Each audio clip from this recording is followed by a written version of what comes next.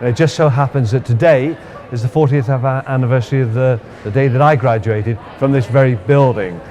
What I remember particularly is I think I had a wonderful education here. That was the first starting point.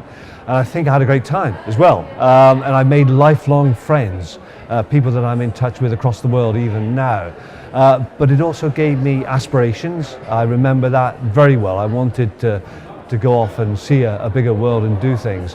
And it gave me a very good start on the career ladder as well. So all of those things coalesced into a wonderful experience for me. I think any graduation ceremony is the end of one chapter and inevitably the beginning of the next.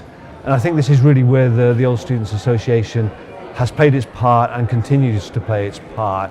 It had two founding principles back 125 years ago. One was fellowship and the other support for the university. And I think all through that time, promoting the bringing together of former students and helping the alma mater has been core to everything that it's done. And I think it will be the same going forward as well.